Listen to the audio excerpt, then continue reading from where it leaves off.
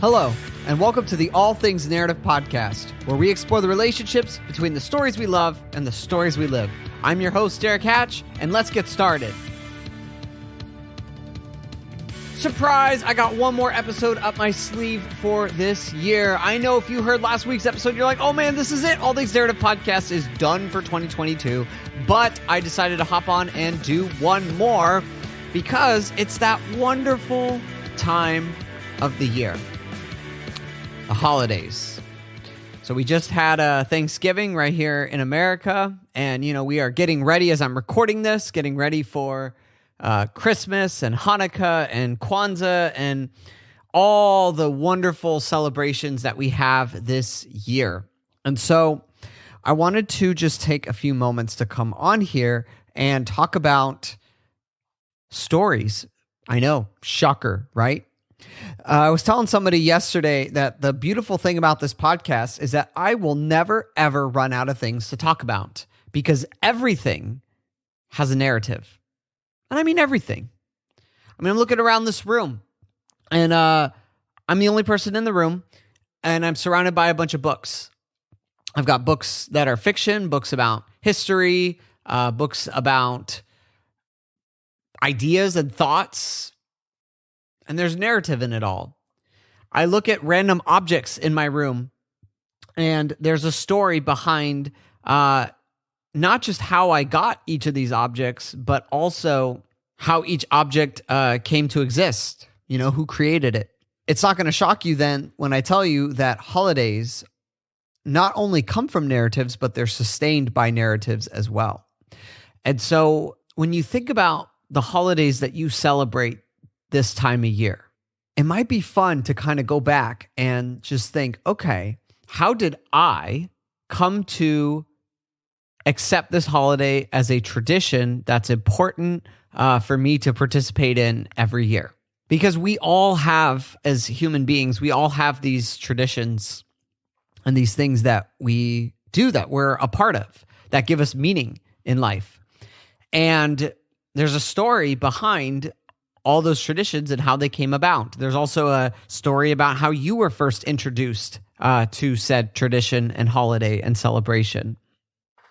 So it might be fun exercise to kind of just think about that.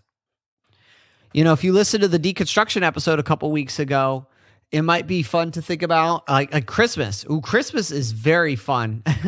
Or at least it was for me to kind of deconstruct. I tell a joke when I do deconstruction talks with people that my first deconstruction was at 10 years old when I learned that Santa Claus isn't real.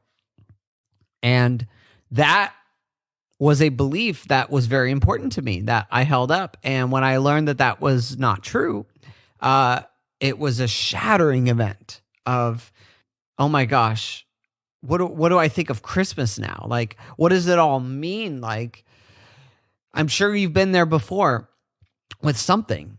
And so Christmas is interesting, especially as a Christian living in America, because there are a lot of Americanisms around Christmas, as there are in, any country that celebrates Christmas, right? There are certain traditions and things that have just kind of come about.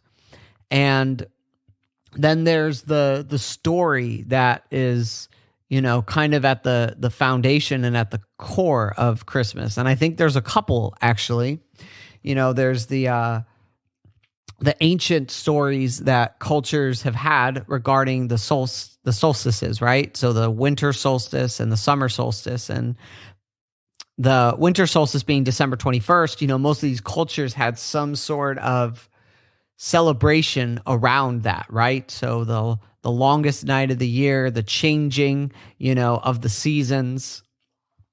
And in fact, a lot of our holidays that we have here today they come from the roots of changing of seasons. It's Easter is, spring, new life, awakening. And even Halloween is kind of at its core a harvest festival about not just about fall, but about the reaping of what we have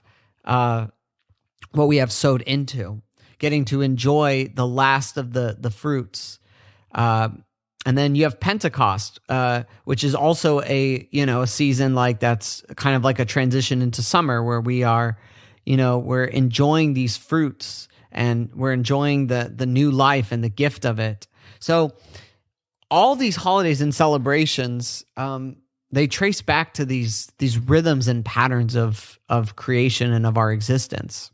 So Christmas, what's interesting is that it's not just winter solstice and all that, but then you've got this narrative of Christ, right? Of Jesus, which, as someone who's studied these things, I don't believe Jesus was born around this time of year, but I understand the significance of why people celebrate Jesus, his birth this time of year. And there's this idea that in this time of year, this is the time where, with the winter solstice, the darkness is at its greatest, right? Literally, the length of time that it's dark outside is at its longest around this time of year. And even when the darkness is most prevalent and when it's at its most frequent, there is still a light that is shining through it. And yes, that's obviously daylight or the moon at night. But there's this idea of a human being, of a person that is one with the divine, right? And that is united with God in such a way to where in the human being, we actually encounter God. We encounter the spiritual on its deepest level. And what we see in the Christmas story, and I think why it resonates with so many people, is that light chooses to reveal itself in the most darkest moment. And I think many of us in life have found that to be true. We have found that even in the midst of when life seems to be at its hardest, its most fragile, the most despair, suffering, that there is still a light of transcendence, of meaning, of God that we can find, even if, because the interesting thing about the story is that Jesus, as the incarnation of God, is there, but Jesus is also a baby, right? And not a baby king that's born in the luxury of a palace, but born in the humility and the poverty of an animal feeding trough. And to parents that are going to be marked by scandal for the rest of their lives. And you see that God is embracing the fragileness of this world. And you see that God decides to be in it, to be a part of it. At least I find something quite profound and striking and beautiful about that. Even this idea, like it says in the Gospel of John, that the word, the logos, that which is of highest meaning and transcendence, is revealed in what's flesh and what's earthly. And talking about this light that's come into the world, and it's funny because like when you read the two birth of Jesus narratives in Luke and Matthew, you kind of get the story, right? And we know the story. We know the nativity story, the shepherds in the field, and the glory to God in the highest. If you've seen Charlie Brown Christmas, Linus has got that on point. But it wasn't until I read like John 1 and I read this and I thought of it in light of those narratives that this almost like revealed some of the ideas there.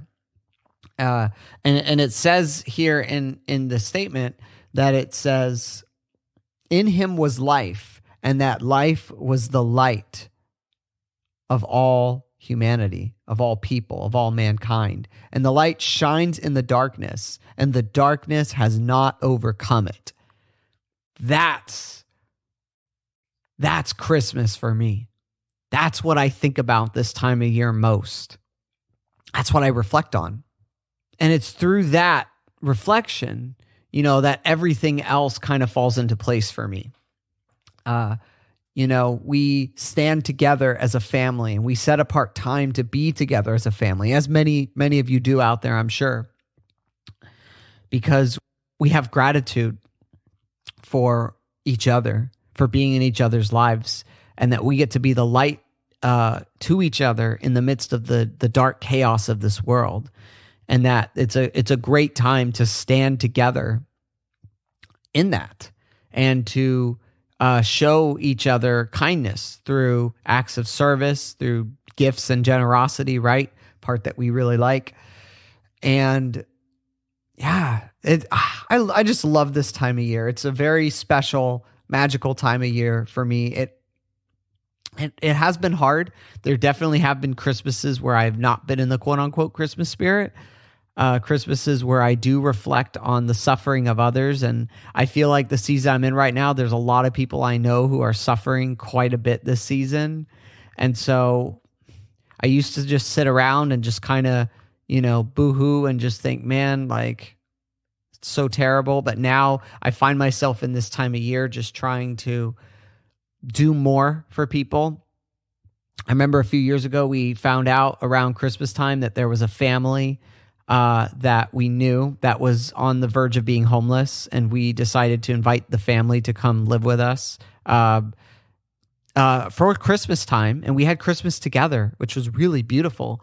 And they actually continued to stay with us for another 3 months. And there's just something about this time of year that I think, you think about the great Christmas stories, the Grinch, the Christmas Carol, that even when we might be hardened to things, we are able to have our hearts melted and softened just by the narratives. I love the Christmas Carol is a great one, because I love this idea that it's this reflection on his life, past, present, future, that his understanding of his story, his narrative changes, and that actually changes his relationship with Christmas, and that relationship change with Christmas changes his narrative and relationship with others. So Christmas Carol is a wonderful example of how all these things are connected. And so just to kind of wrap up here, I just want to say that wherever you're at this holiday season, whatever traditions that you have that you're celebrating, take some time to reflect on the narratives and what they mean to you. Maybe you have a Christmas tree in your house. I know we do. And the ornaments, I could tell my story through ornaments, through when I got certain ornaments and what they meant to me. And every year we have our kids, they get to pick out one new ornament to put on the tree that they don't really understand this concept yet too much, but an ornament that really captures the year for them in different ways, So it's really cool to get to see them pick that. And so, holidays, narratives, they go together. I'm excited for the new year. I'm excited to talk about the new year. Will we come back in 2023 with some fresh episodes? And I'm really excited to announce certain things that I'm just kind of finalizing and getting into place. And so I want to encourage you, wherever you're at, take some time to just take a break and reflect. Think about your story. If you're bored, go back, listen to old episodes if you want. And I want to challenge you to really think about if anything on this podcast has been helpful to you at all, in any way, something small, something big. If that is you, and if you want to stay connected with what we're doing in All Things Narrative, then I just encourage you to go to allthingsnarrative.com, sign up for our mailing list, and take a look at what's going to be going on, because I definitely would love to have you on this journey. And so thank you so much for tuning in. This is going to be it for today and for the year. We will be back in 2023, and I am so thankful for all of you. And I hope that wherever you're at, whatever holiday you are celebrating, that it is wonderful and life-giving to you. And so Merry Christmas, Happy Holidays, and we'll be back in 2023. Thank you so much, and take care.